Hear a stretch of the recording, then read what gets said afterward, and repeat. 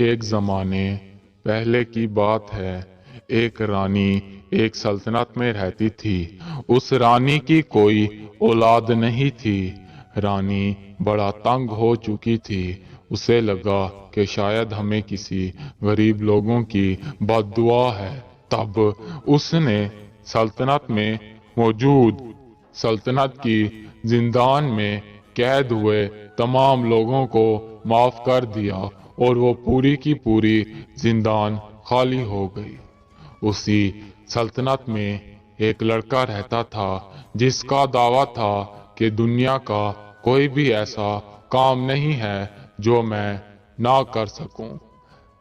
رانی نے اسے سلطنت میں بلوایا اور اسے سارا ماجرا بتایا کہ میری کوئی اولاد نہیں ہے۔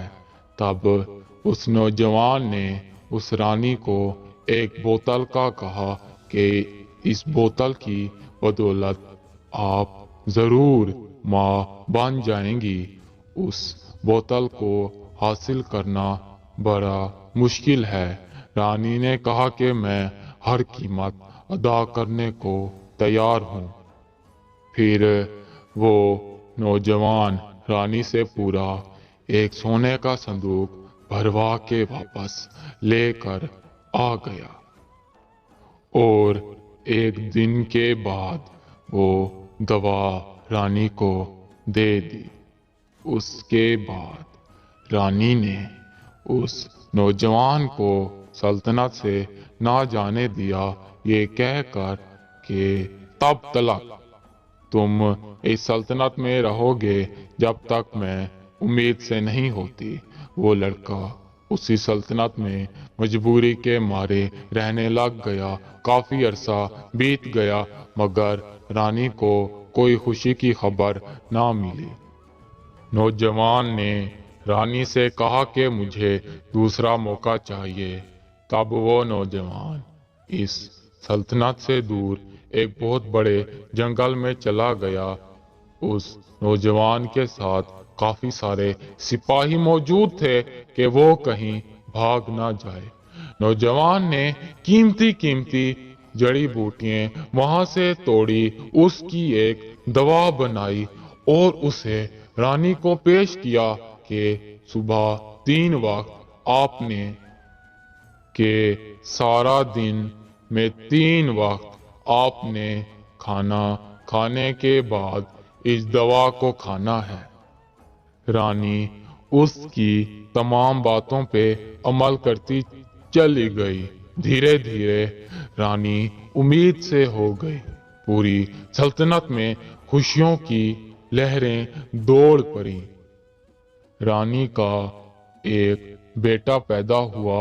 رانی بہت خوش تھی اور اس نوجوان کو مالا مال کر دیا اور نوجوان سے پوچھا کہ بتاؤ مجھے آخر تم نے ایسا کیا کیا کہ میں اپنی اولاد کو آج اپنے ہاتھوں میں لے کے بیٹھی ہوں۔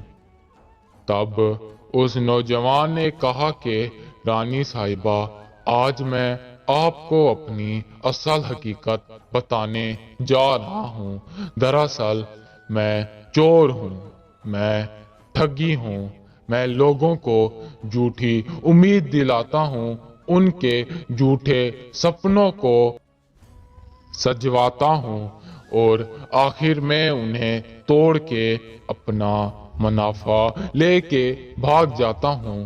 میں نے آپ کے ساتھ بھی ایسا ہی کیا۔ پہلے آپ کو وہ 2 نمبر والی بوتل دے دی اور آپ اس کا استعمال کرنے لگی مگر کچھ بھی نہ ہوا۔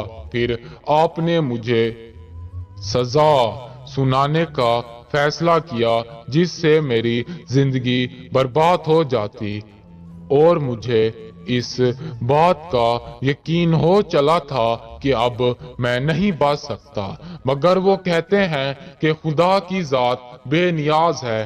میں نے سچے دل سے خدا کی بارگاہ میں معافی مانگی اپنے گناہوں کی۔ اور ساتھ ہی یہ دعا بھی کی کہ اے خدا مجھے ان لوگوں کی مدد کرنے کی ہمت دے جن کی میں نے اپنی ٹھگ بازی میں زندگی کو برباد کیا۔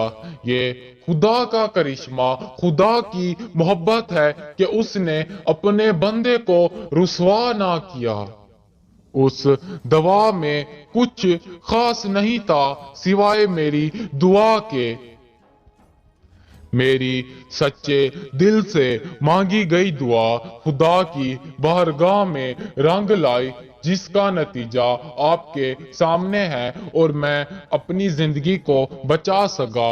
اور میں آج سے، ابھی سے یہ عہد کرتا ہوں کہ جن جن لوگوں کو میں نے اپنی ٹھگ بازی میں برباد کیا، میں ان کی زندگی ویسی بناؤں گا جیسے میں نے انہیں سپنے دکھائے۔